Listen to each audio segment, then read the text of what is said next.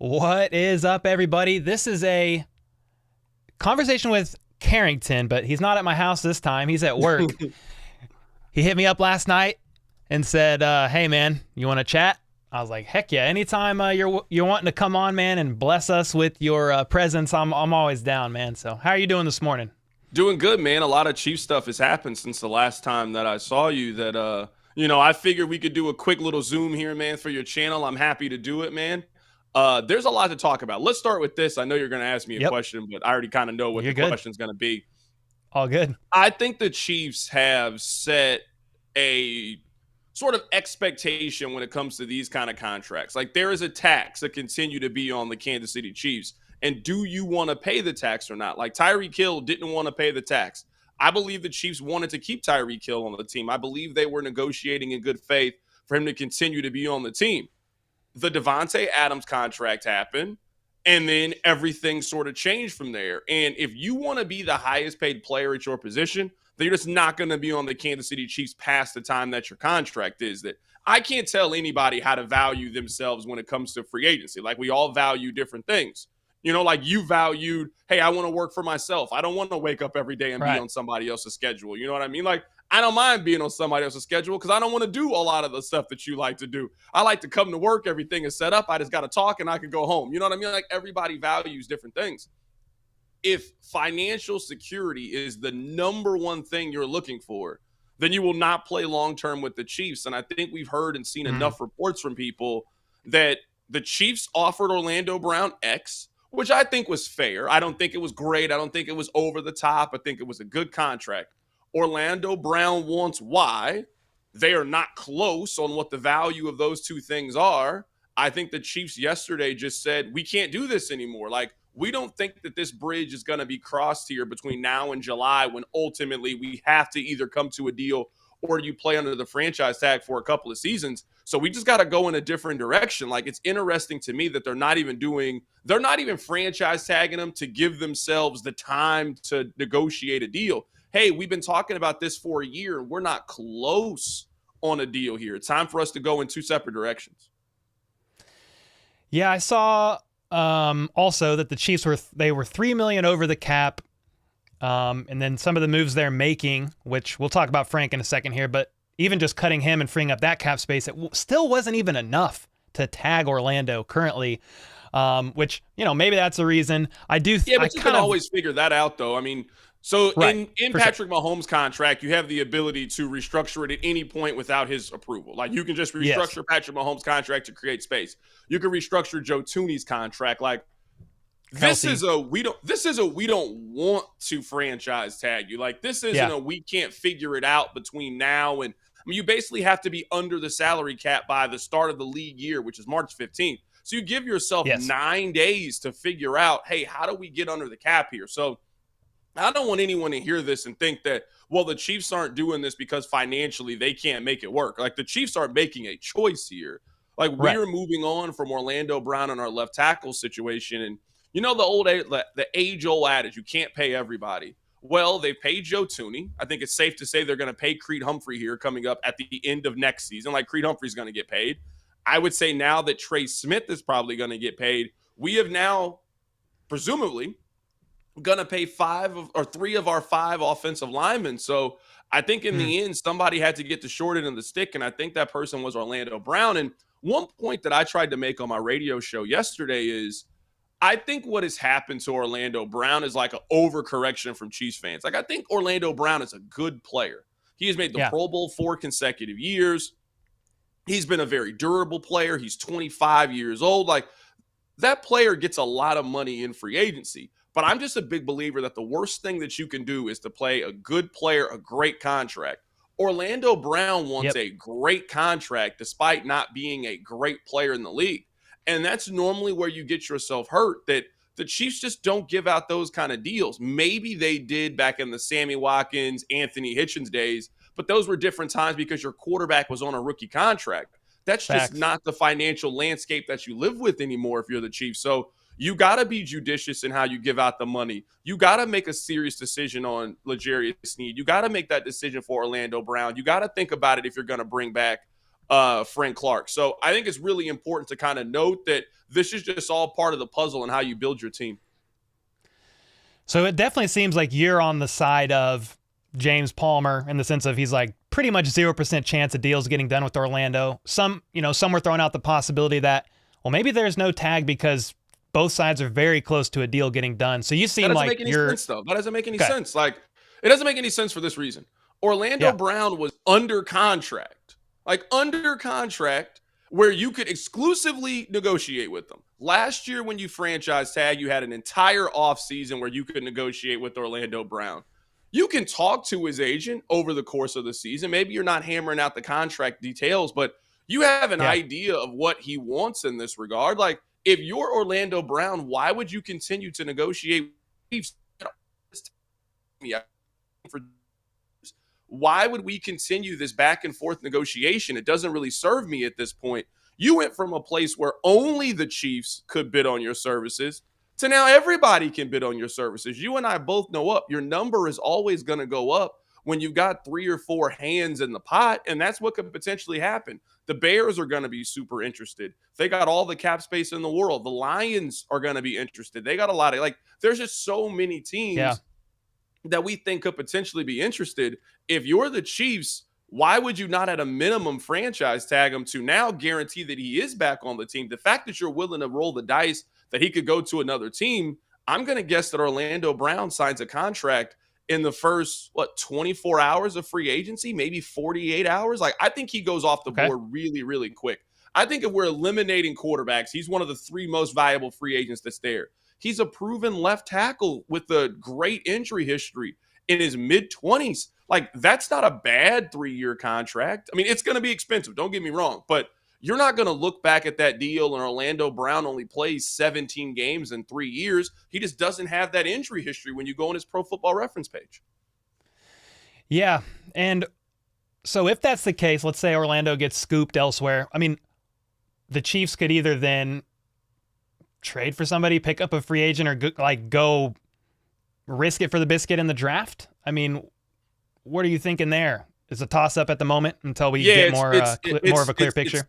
It's definitely a toss-up. I just want to make this point again, and we could talk about it more. I think the Chiefs have shown you, hey, if you're willing to play at 90%, if you're willing to get 90 cents on the dollar, you can continue to stay here. That, hey, in order to keep this thing moving, everybody has to sacrifice a little bit of themselves. And teams normally get into trouble when there's 7 to 8 guys that want to be the highest paid player at their position. That's just not how the NFL works. In a salary cap, hard cap league, everybody can't be the highest paid player. Patrick Mahomes can't be the highest paid quarterback. Right. Kelsey can't be the highest paid tight end. Jones can't be the highest defensive end. Snead can't be the highest paid corner. Plus, that's just not how the NFL works. You're not going to be able to keep all those contracts. So we can keep you if you're fine with being the 3rd highest paid defensive tackle in the National Football League. But if your goal is to be number 1, we are getting you off the team. That's what happened to Tyreek Hill. That's what's currently happening to Orlando Brown, where I wonder if you're the Chiefs, you're thinking. Now, I actually want to get your thoughts on this. I don't think there's any way that they're better at left tackle next year. I think they could still be productive, but I don't think you go from a 25, 26-year-old proven left tackle to now a 31-year-old veteran who's clearly on his last legs, or the 25th overall pick because you moved up in the draft and you are improved at left tackle. Now, you can take that money and be better elsewhere. You can be better on the defensive line. You can be better at safety. It's all an allocation of funds. You lose a little bit here, but now you pick up a wide receiver, so now you're better at wide receiver. But I don't think there's any chance that they're better at left tackle next season because of this decision. I don't know how they could be unless somehow they're throwing all kinds of picks to move up in the draft. I mean, you need top 15 if you want to. And I'm not a draft expert. I'm going to talk with a guy here soon about draft stuff that's a lot smarter than me and you are as well. But I don't even know how good the draft class is early on for tackles, but I just know you're going to need at least to get into the top 15. Yeah, I mean, if you're going to be in the day 1 starter for a left tackle, you're just not getting him at 31. You can get a day 1 corner at 31. Yeah. You can get a day 1 wide receiver, a day 1 running back. Maybe a quarterback falls to you, but if you're looking for a day one starter at left tackle, you better move up to 13 and draft Tristan Wirfs. You know, you better draft Rashawn Slater, who got picked up by the Chargers a couple of years ago. Like, your day one starter at left tackle is not going to be available where the Chiefs select. Maybe you take an offensive lineman and he'll be ready for 2024, and then you go veteran this year, you go first round draft pick, and you kind of do it that way. But yeah, that is just not how that position works. I just want everybody to know that this is what Carrington typed his name to be for this live stream. Listen to the drive from 2 to 6 p.m. So we're plugging it. This is Carrington Harrison of 610 Sports, and he's live every day, Monday through Friday, rather, 2 to 6 on the drive, 610. So there's the plug there. I know you've got to go in like 5 minutes, but no, I got time. Let's okay. Talk about Frank Clark. Let's talk about. I was going to say, let's move to the other side. Let's talk Frank Clark, maybe even thoughts on Chris Jones and where they could be based on some of these decisions that they're making. Chris Jones now to me is a non-starter. Like, you're not doing all this stuff with Frank Clark and Orlando Brown to then now not want to figure out something with Chris Jones. So to me, like, I would say the moves yesterday, I was 95% certain. Now I'm like 99% certain that Chris Jones is going to sign an extension this offseason. Let me figure out where to start with Frank Clark. I think the Chiefs got tired of spending full-time prices for a part-time player. Like, the games in the regular season count too. Like, I know Chiefs fans right. It doesn't matter, as long as he shows up for the postseason. Well, I ain't the one paying him, I'm not the one signing that week 7 check, that week 8 check. So I could see, if you're the Chiefs, that it's like, hey, we love to bring you back. We love what you provide. We love your veteran leadership. We love what you provide in the postseason. But these 5.5 sacks in the regular season ain't worth $14 million for us. So, I think that's where they are. I actually don't think it's outside the realm of possibility that Frank Clark just comes back next year. Like, I still think that's a chance. I was going to ask that.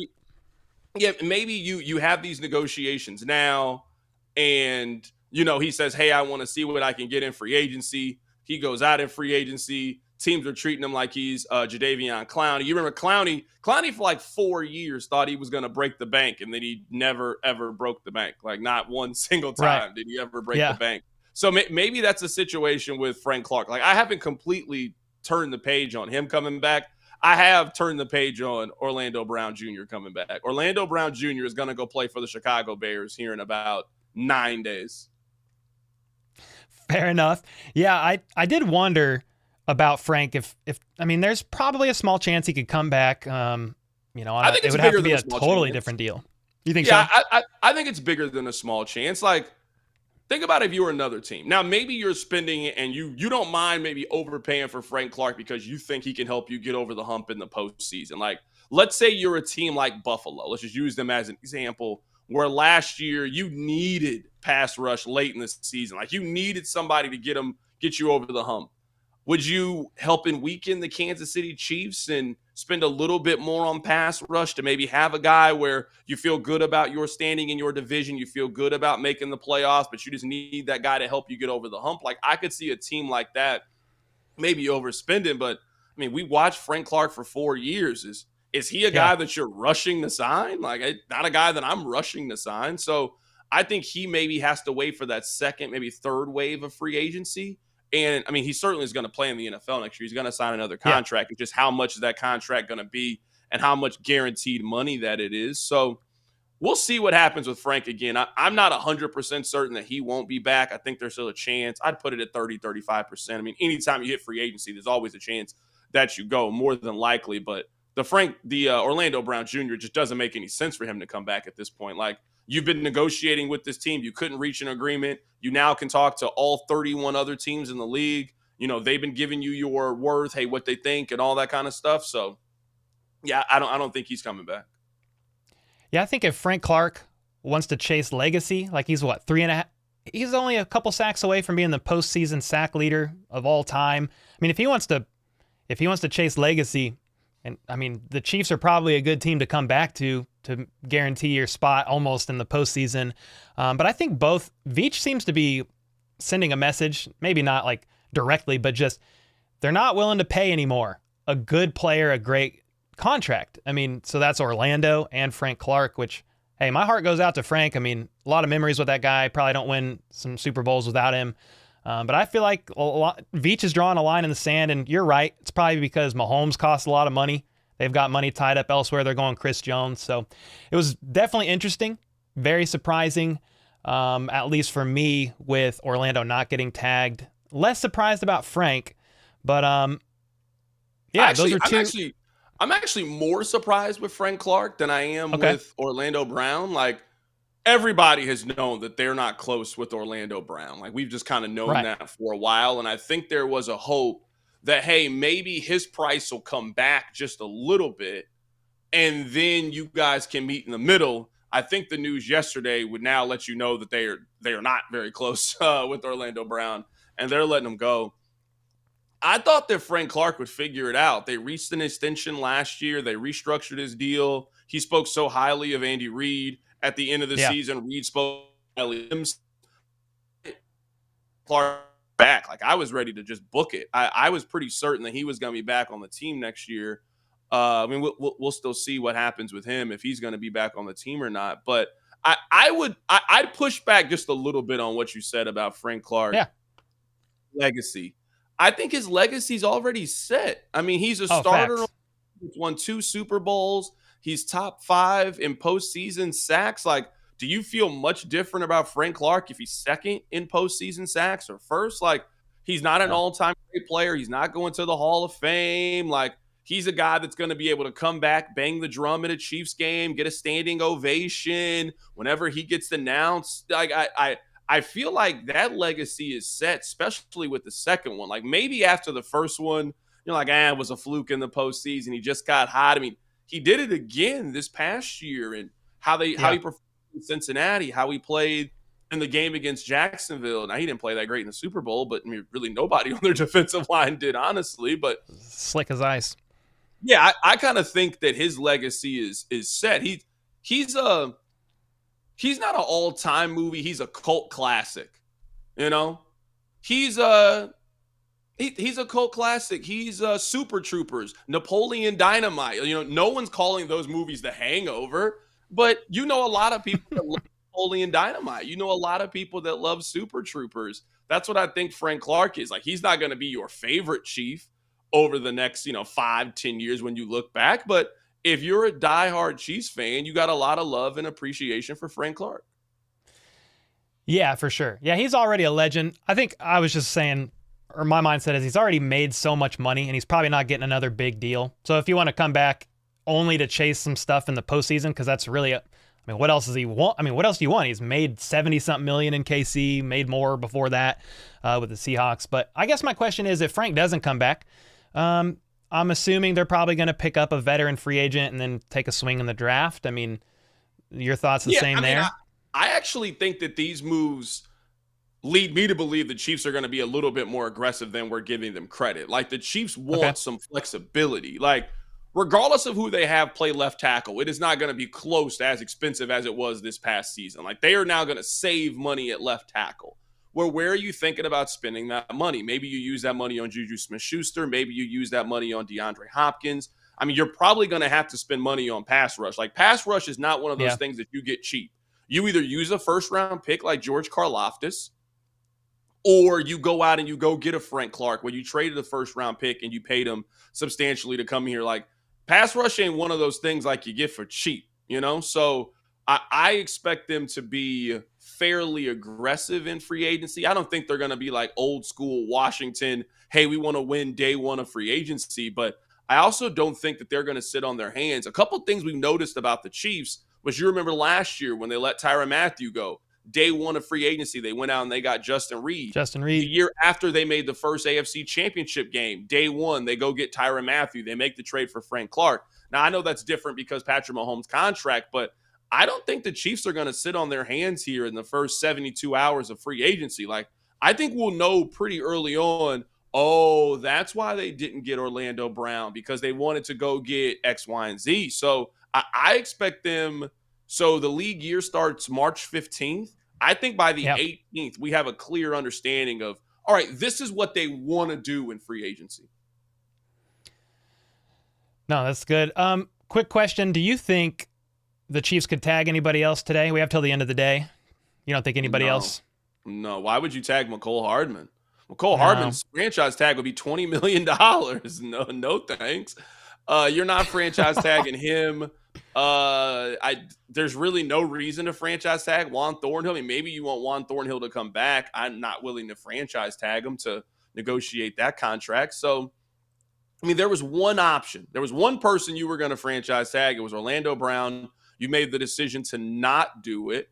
One more point before I get out of here that we haven't talked about is I think the league kind of called the Chiefs bluff. Like, if you're the Chiefs, we'll hear about it. The Chiefs called other teams to try to trade Orlando Brown. They tried to trade him. They 100% tried him. Why would you not at least call? Now, I know we don't know who those teams are. I guarantee you in 2 weeks, we will get a report from Ian Rappaport. Hey, the Chiefs called around and this is what the league said.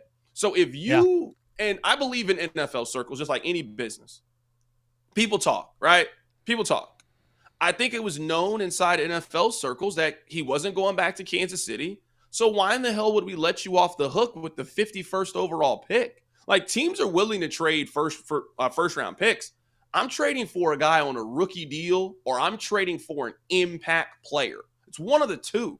Who's trading for his rookie contract is completely burned up, and now we got to pay you, but he's not an edge rusher. He's not a high-end corner. He's not a wide receiver. Like, it's not one of those. Like, Orlando Brown's not A.J. Brown. Like, A.J. Brown's first rookie contract was over, but he's one of the 15 best receivers in the league. So I think the Chiefs called around. I think teams were like, well, hold on. If the Chiefs are thinking about trading him, well, why would we give you pick 51 for Orlando Brown? We'll just wait until you don't franchise tag him, and then we'll go negotiate a contract and we'll go talk to him. But we don't want to negotiate a contract with them, give him even more leverage because we gave another first-round pick for him, and now we got to pay him like he's Trent Williams. So I think the league sort of called the Chiefs' bluff out on this. And, all right, well, if you guys are going to let him go, then cool, let him go. We'll pay him, but we're not going to pay you to then pay him. Why would we do that? Yeah, that's what I kind of was thinking, too, yesterday. Like, when people were saying, well, why didn't they tag him and just trade him, like, if they're willing to let him walk? I think they called around, and they weren't getting bites. Yeah. No, not at all. No, not at all. Not at all. Again, not at all. Orlando, good player, young, has more potential upside, only playing left tackle for a couple of years, but it's, again, Veach is drawing a line in the sand, and we'll see. I mean, could they get a deal done with him? I mean, I guess, but it seems like it's trending in just literally letting him walk. We'll find out, obviously, before the new year. I think he can start negotiating like March 13th, maybe, with other teams. So we'll find out soon. They're already doing that, but yeah. Yeah, They're already doing that. Like, anybody that's ever thought about changing jobs, you've already. What's the combine for? Every general manager there, every agent is there. What do you think they're talking about? Like, they're not playing Connect Four. They're talking money. They're talking business. Everybody is doing it. Like, the combine is the official start of the league year. It's also not a surprise. Right after the combine, the Jets and Aaron Rodgers start having conversation. Right when you leave Indianapolis, the Chiefs announce these two big news. Like, news and information is being passed at the combine. Like, we're all here at the same place. What else are we talking about? Let's conduct business. We don't got to do this over Zoom. We're here in person. Let's get business done. So, yeah, Orlando Brown's agent has already been talking to teams, and you're going to be like, oh, wow, how did the Bears have $105 million to offer Orlando Brown? Because they've been talking about that contract for 2 weeks. Is why. They've been doing it for 2 weeks. So, yeah, no, that's it. No, but I'm happy. I appreciate you having me on here. I know you got to go. Yeah, I got to go. I got to do a Zoom at 12 o'clock, man. I'm happy we can do this. Thanks a bunch, man. I appreciate you guys. Put it on there. Listen to the drive from 2 to 6. Put it back on there for me, Cole. Put it back on there. Yep. Here, right here. Yay! Let's go. Thanks for your time as always, man. I appreciate you. Of course, man. I appreciate you guys. Thank you. Have a good one. Yo, there you guys have it. I'm not getting off just yet. I do want to say hi to you guys. This was a surprise live stream, but I did want to chat with you guys and see how you're doing. Carrington hit me up last night, and he just said, hey, man, there's a lot of Chiefs news that dropped. Do you want to do a Zoom interview or talk tomorrow? So that would be today. And I said, bro, why don't we just go live That's honestly the first guest I think I've ever had live in a live stream. So let me know if you guys like that. He had a very short amount of time, so I know we didn't really get to questions. It wasn't necessarily a Q&A, but I did want to see how you guys were doing. I'll still do the Q&A tonight. But man, Carrington's a good dude. He said, hey, let's go talk some Chiefs today. There was a lot that dropped, and I was like, dude, if we go live, will you guys get this in real time? And if more news drops, then we will, I'll be able to turn around a different video instead of editing the interview that I just did with Carrington. And yeah, I think it was great. He had about 15, 20 minutes. James, thanks so much for the 10. He said, hey, Carrington, longtime Broncos fan that Cole keeps letting in here every time. Glad to see you on the show. Yeah, I threw that up on the screen, man. I appreciate that. Chiefs Live's in here. Lego, Flip, Jennifer, Blueberry. Dude, the red badges are looking nice. Those must be like what is that, the 6-month badge? Or I don't even know what the red ones are. They look good, though. Carrington, I feel it's all bad news. What do you mean, man? Jennifer, what's up? Axel is out of St. Louis. Brand. Aaron. Yeah, Aaron, that's his job, man. He talks Chiefs all day, every day. And yeah, it's good to have him in here. I mean, I reached out to him early on, and he was always down to help. And yeah, he's a good dude. Who has more say in contract negotiations, the player or the agent? It seems like the player. Oh, I don't know, Steven. I'm sure there's a mix in there. The agent's probably going to direct the path, but the player ultimately can have some say and some input there. What's up, Blonde Fox? Yeah, he's great, man. I'll be curious. You know, Carrington is like 0% done, or 0% chance that a deal gets done with Orlando. I'm currently wondering if something could happen. James Palmer and others say, nah, a deal's not getting done. He's walking. I'm like a little bit nervous. Obviously, we trust in Brett Veach and company. I get it. But without seeing the plan unveiled, we only get pieces, right? Glimpses throughout the offseason. I'm over here like, well, dude, if they don't bring back Orlando, it's fine. But what the heck is the solution? You trading way up in the draft into round 1? You going to make a swing of a trade? I mean, any free agent that becomes available, I mean, is more than likely going to be an older guy. Do you just ride with an older vet for a year and hopefully draft a tackle in this year's draft and develop them? I'd be curious to know some of your guys' thoughts. Eugenius said, is there a chance to keep Clark? Well, there is a chance. He's not officially released, but it was reported that Frank Clark's representation met with the Chiefs at the Combine last week, and they talked a couple different times, and they could not reach an agreement on a contract. I think the Chiefs were like probably going pretty low, like saying he's getting older. I mean, I don't really know their reasons, but they probably went pretty low, and his agent was like, well, if we go to a different team, we're going to get offered at least more than that. Can you guys go up? And the Chiefs probably were like, no, we can't. We love Frank, but we can't go up. You know, Frank Clark got a big deal from the Chiefs when he got brought over from the Seahawks, and I think they're done with that. They're drawing a line in the sand a little bit, playing some hardball for a couple different reasons. They're a championship caliber team. 5 AFC championships, 3 Super Bowl appearances in the last 4 years. They won 2 of the 3. There's Patrick Mahomes, greatest QB in the game. Travis Kelce, greatest tight end in the game. Chris Jones, hopefully he gets extended, greatest defensive tackle in the game. Andy Reid, top coach in the game, if not top 3. There's reasons why they can play hardball now. They can say, hey, we're the Kansas City Chiefs, man, with all due respect. You want to come win again? You want to come win a ring? You're going to have to shave some money off if you want to come win a ring. And I think some teams are thinking the Chiefs are bluffing, or even players. And I don't think they're bluffing. I don't think Brett Veach is bluffing. Now, Carrington said, hey, the Chiefs will still be aggressive in free agency, and I agree. It'll just be, I'll be curious to see what they do. Justin said, we're going to watch some more XFL? Yeah, we probably will, man. It's been a pretty busy couple of weeks, so I haven't streamed an XFL game, like a play-by-play reaction, but that's not off the table for sure. Furious George, second-year breakout. Love that idea, Tom. Chiefs know the D-line is important. Oh, yeah, Mark, for sure, because the Chiefs had the most expensive D-line last year. I mean, they're willing to invest. I'm almost positive, somebody correct me if I'm wrong, but I'm almost positive out of every team in the NFL last year, the Chiefs had the most expensive D-line. Not necessarily the single most expensive player, but dude, Frank Clark was a lot of money. Chris Jones was a lot of money. So yeah, the Chiefs know that the D-line's important, and I know they'll get something done there. I mean, could Dunlap be back? Yeah, but they need more answers than that with Frank Clark gone. So I'll be curious to see. $3 million over the cap at the moment. Smoking, I think it's I don't know that it's updated, but once Frank Clark is released, I mean they're saving $20 million or $21 million.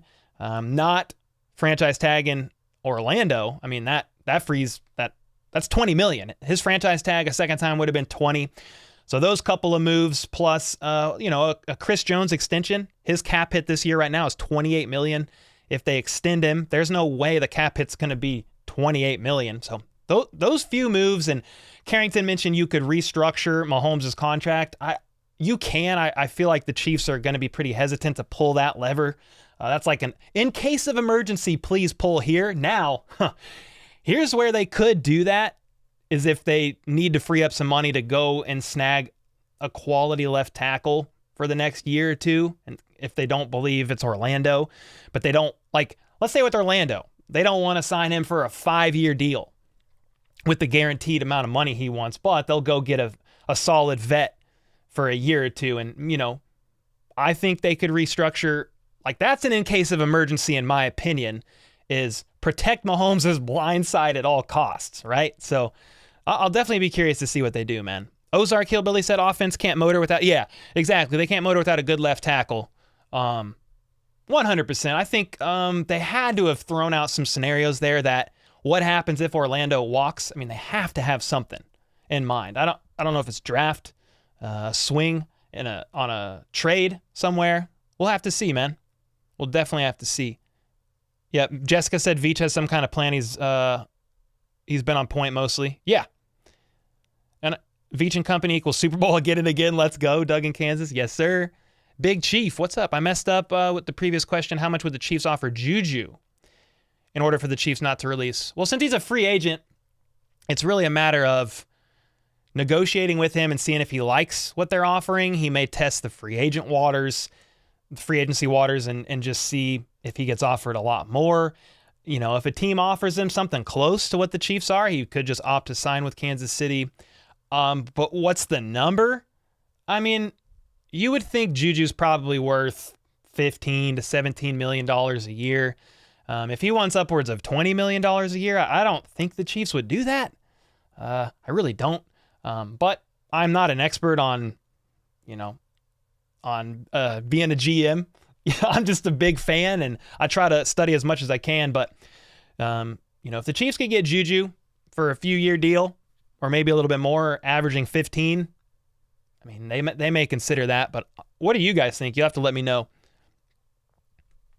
Hopefully my terrible Mizzou internet holds up long enough to get this message through. What's up, Alexander? It went through. Sean Hooker, after everything we'd seen within the last year, so I think we'll be okay with whatever way we go. Yeah, for sure. Protecting Mahomes' blind side is pretty freaking important. I'll be curious to see what the move is if Orlando doesn't get a deal done. Which people are saying, hey, Orlando's probably not getting a deal done. So let Juju go and grab Hopkins for a year. Well, it'd be a 2 years at least. I mean, he's going to play on his current deal that he has left. So that is a possibility. I mean, the Chiefs could opt to let Juju go and grab Hopkins. A reason why you could do that is instead of if Juju is getting offered, $20+ million a year by somebody in free agency for a multi-year deal, the Chiefs are like, well, we're not going to do that. We'll take D-Hop 34 years, God bless, $34 million, 2 years left on his deal. What is that, like $19 million the first year, $15 million the second, and he's still got some juice left in the tank. They could do it. I don't know that that's going to happen because they also have to give up some draft capital for the guy, but you can't deny the fact that if DeAndre is healthy, mostly healthy, he's dangerous when out on the field. Yeah, that's something else, Ozark. It's been rumored or reported that there could be some trade interest in CEH from other teams. So Ozark saying, what is his CEH's trade value worth? It can't be that high.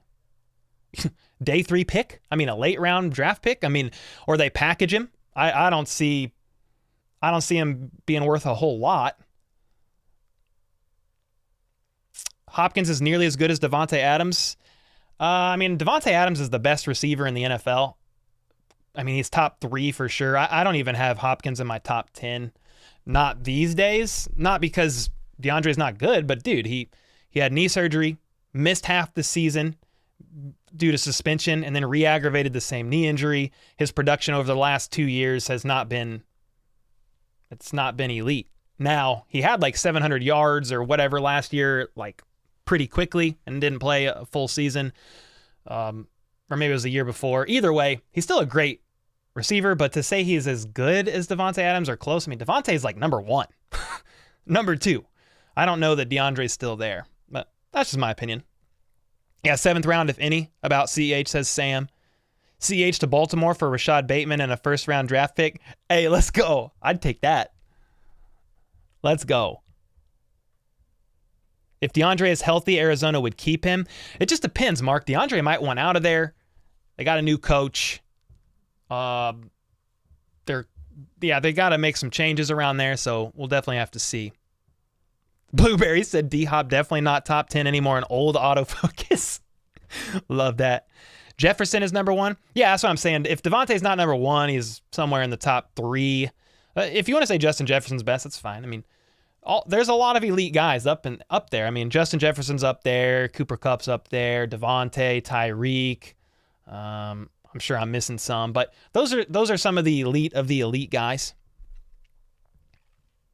Abdul said he's top 10 easily. I'm just basing it off the last 2 years. It's really hard to know if he's still top 10. I think he's right around 10, but I don't know if he's in the top 10. But if my difference of opinion makes you think I'm doing drugs, then all right. Okay. We should be out through the draft, says Charles. What do you mean be out through the draft? What's that mean? Young Craze, I don't think has played a full season his whole career. Smoking Pots, as long as we keep Pacheco, so run blocking to tackle is important too, as pass blocking for 15. Yeah, I mean, we're keeping Pacheco 100%. Move Tooney to left and put Kennard at left guard. I don't think Joe Tooney is going to be at left tackle next year. I know he filled in for Orlando one game, but I don't think that's the Chiefs' long-term solution. I mean, I guess that wouldn't be a long-term solution regardless. I don't even think it would be the one-season solution. Could be wrong. Doug in Kansas, Cole, your thoughts on giving up our second-round pick for D-Hop? We seem to have some gems in the second round. Yeah, I already did a 15-minute video on Juju and D-Hop like last week. I'm more Team Juju than Team D-Hop because of the draft pick. If you could get D-Hop for a later round pick, 4th round, something like that, that's a little more appealing to me than giving up a second-round pick. Because, yeah, the Chiefs are pretty good at landing those picks. Do you wear KC Chiefs hats? I do have some, but I don't wear a lot of hats these days, no. Yeah, Tooney is one of the best guards in the NFL, in his 8-year career. Is Juju healthy, asked Nathan? I think so. He has dealt with those knee injuries, but some minor injuries. What was that? Training camp or preseason, he dealt with a knee aggravation of some sort. He was seen limping around, and then that happened again late in the season. Yep. Cole, if there's any way you can get Nick right on your show, please do it. I'll reach out. That man, I'll reach out. We'll see. I doubt it, to be honest.